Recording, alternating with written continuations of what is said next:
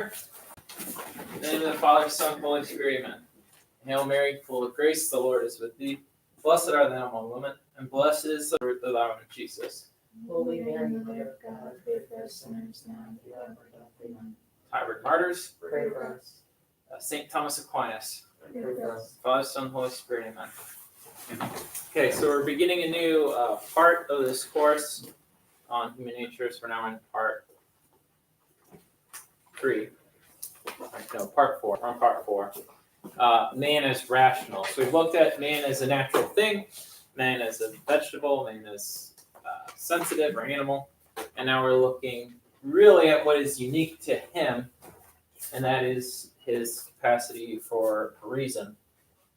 All right, and so the first chapter in this new section of the Flippin' Packet goes over the intellect.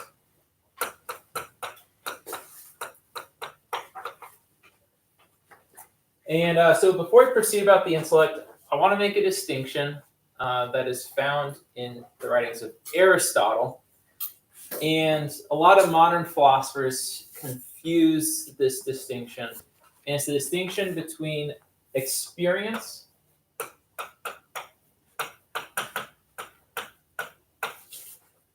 and the intellect, and intellectual knowledge.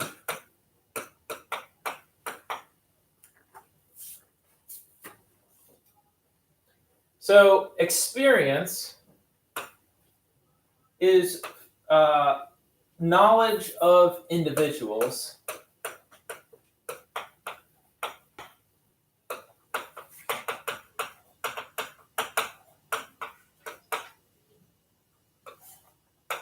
and is found in man,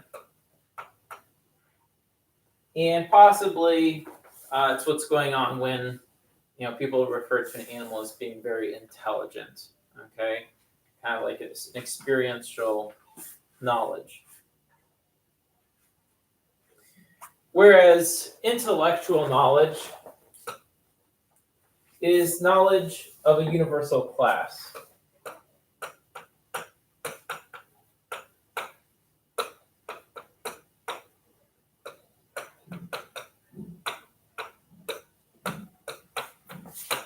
And intellectual knowledge is found in man alone. As far as every experiment that has ever been done on animals, they have never been able to prove that animals are in possession of universal knowledge. Okay, and that's what really separates man. It's when you're getting into the immaterial side of his nature. So an example of experiential knowledge could be that aspirin has helped John and Mary with their fever. And so someone who is a man of experience could then forecast that it will help let's just say Katie as well.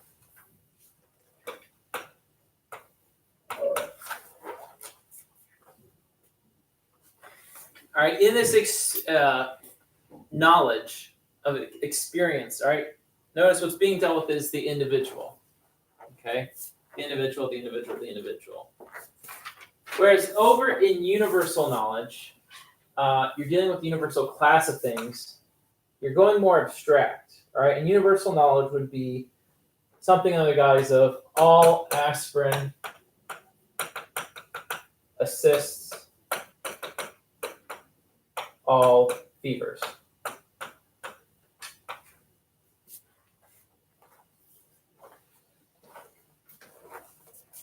And so what we're kind of going over is what these two types of knowledge have in common, but what really separates them can be illustrated by the following example. Experience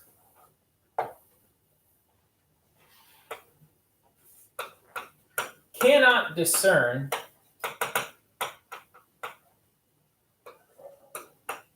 what a group of 5 cows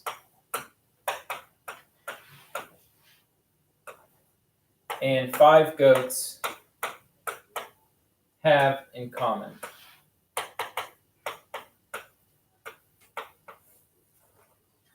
All right, and so these, when we talk about like smart animals might advance in terms of knowledge, in terms of experience, experiential knowledge will never be able to tell you is that these groups share in common. Does anyone know what it is that these groups share in common? There's 5 of them. That there's 5 of them, okay? So when you go to a number like that, you're going very abstract. Mathematics is an abstract science, okay? And it's showing what's universally common between 2 vastly different things, right? So it's about as abstract as you can go in number. Whereas intellectual knowledge will be able to grasp this, right? Intellectual knowledge can grasp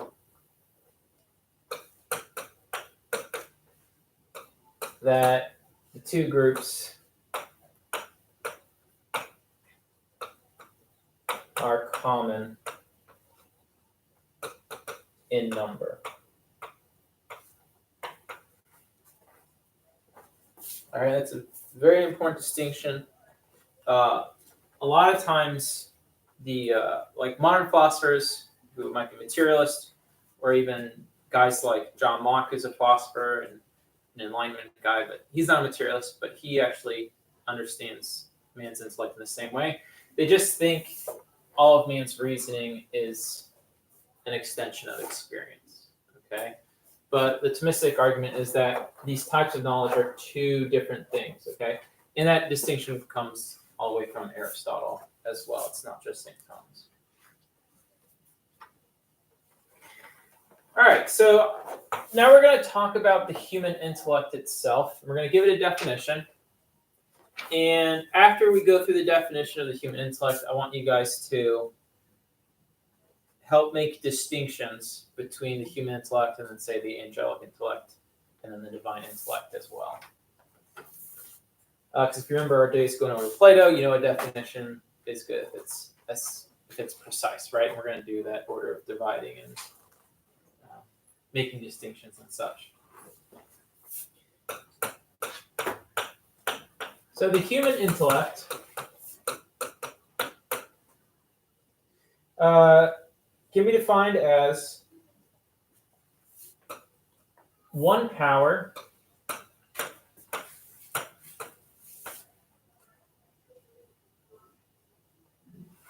of the soul among many.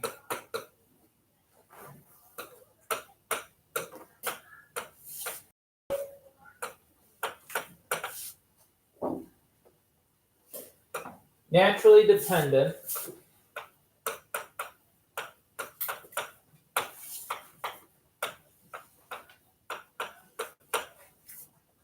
on the senses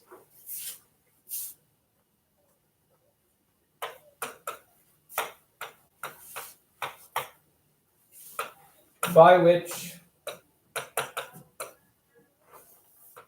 we have a capacity for universal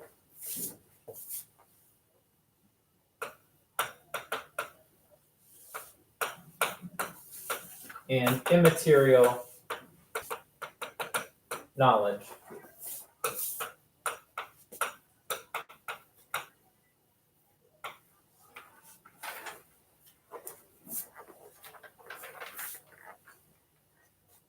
All right, so right off the bat, what do you guys think the human intellect shares in common with the angelic and divine intellect?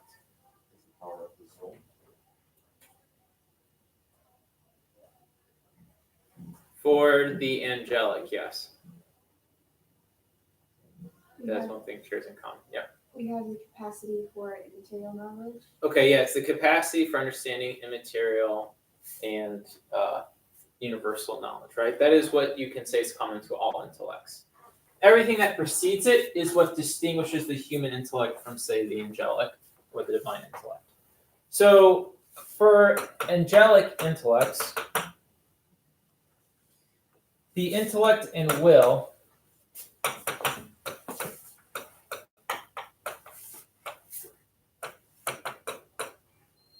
are the sum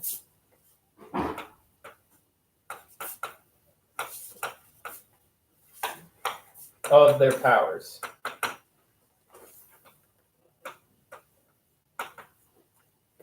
All right, that's actually what St. Thomas says.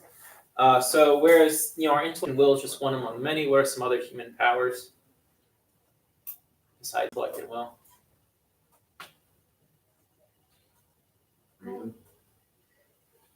That kind of ties into the will. Oh, the appetite powers. Yeah, the appetites, the sense of appetites, right? Because the will is an appetite. Good. What else? In order to have appetites, you have to have what? Senses. The senses. Okay. Yeah. All those are everything else we studied beforehand are different powers of the human soul. Angels don't have all that stuff. They don't have sensitive appetites. They don't have senses. Period. They're immaterial. So they're purely intellectual beings, right? Purely material beings. And the intellect and will pretty much just sums up what they're capable of. Right? Yes? They can have them if they choose to. They can have senses if they choose to. Like when angels appear, Yeah. then they have senses then. Yeah. So it's funny you mention that because I said this is what Thomas says. Because I was thinking about that myself. Because it seems like they definitely are capable than more. But that kind of ties into the mystery of what angels are capable of independently as opposed to what they're capable of when carrying out God's will. So an angel that manifests itself, I would think, is something in the realm of the miraculous, where it's almost kind of like a miracle, where God permits the angel to become manifest. And anything that an angel can do always falls within God's permissive will in the first place, anyway. That would go for fallen angels as well. Like God's always in control. So, yeah, he says the sum of their powers, but you're right. I was thinking what about possession? Like, clearly that's something they can do, right? Manifesting themselves. But I think as far as like Thomas is going in terms of what you can get philosophically, this would be the summary. Knowing that they're an immaterial creature. And everything else you kind of leave up on what does dogma say, what's been revealed. Yes, Kaylee? May I go return the Bible? Yes. Okay. All right, then the divine intellect. Also, they're not dependent on the senses to have knowledge, but because they have an intellect, it has to be fed by something, and so the tradition is that they're fed by divine infusion. God directly gives them the knowledge that they need to know. All right, then next is the divine intellect.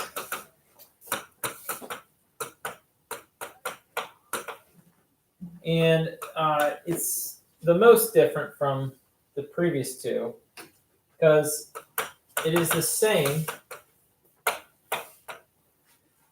as God's essence.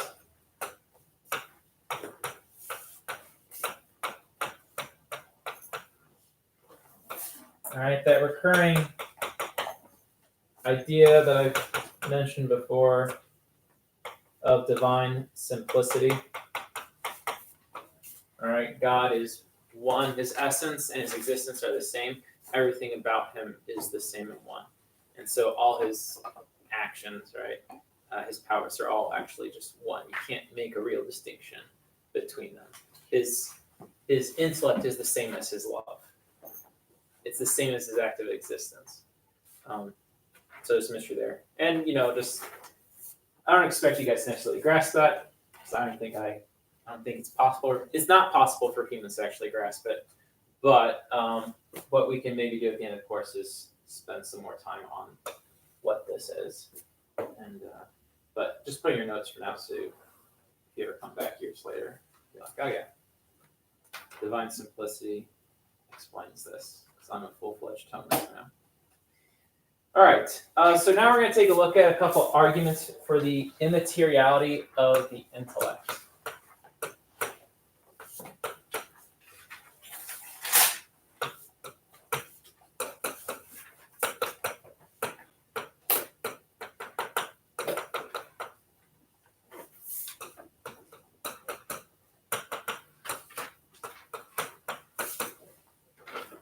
All right, so you guys are familiar with the Platonic argument. You've written papers on it, you've written essays on it, and how Aristotle adopted it, and Thomas also adopts that same argument. However, there's a couple more as well. And so the first one's very interesting. It goes as follows. In order to receive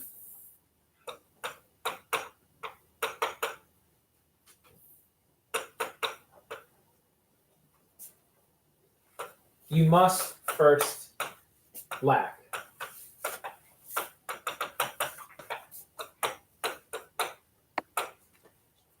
So, for example, if you are going to be taught good manners, it's first necessary that you don't possess them.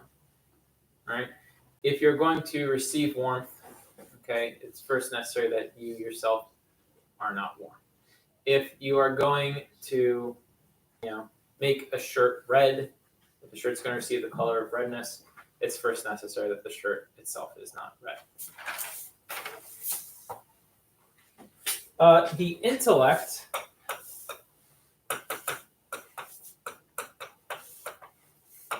can receive all material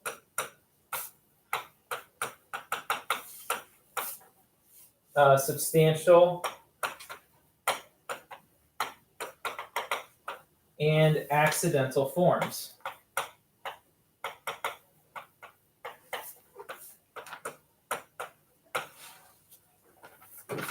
It can know anything that exists.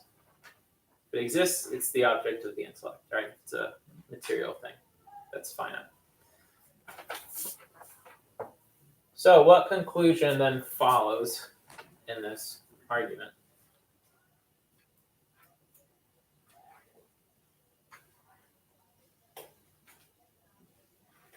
It lacks the material, substantial, and accidental forms. All right, that means that the intellect cannot have a material, substantial, or accidental form. It's going to be able to receive them.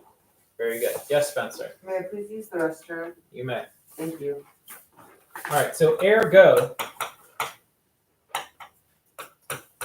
the intellect must lack all material, substantial forms.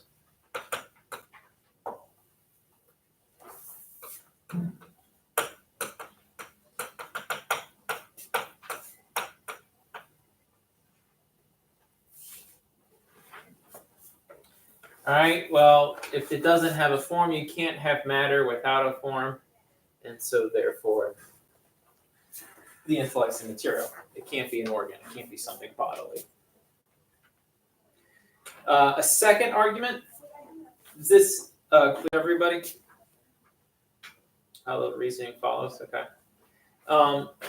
The second argument that Thomas also presents, or really it's probably more Aristotelian, and Thomas is presenting it in his commentary on Aristotle, is that the intellect is impassible.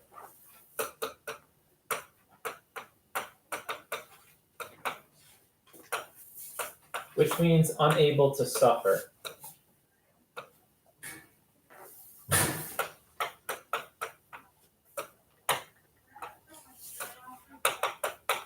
While all organs are passible.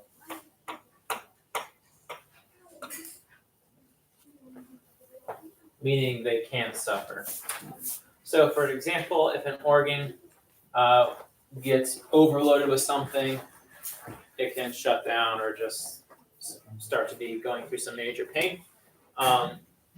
If sight receives too much light, okay, that sense can actually be stunned. If hearing receives too much sound, you can actually lose your hearing, and it causes pain. It does not appear that the intellect, in terms of grasping concepts, never suffers from learning too much. Okay? Now you might be thinking, well, maybe I've studied and I've gotten headaches, right?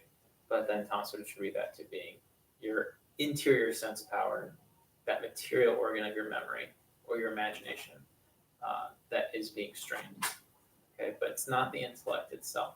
You never get like bomb shocked with an abstract concept. Okay, that was it was too abstract for you.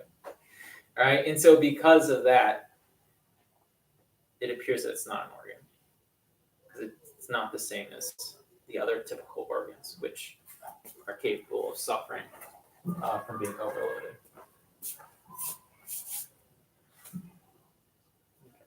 Any questions on this second argument? All right, let's open up your packets to, I believe, page 101. Yep.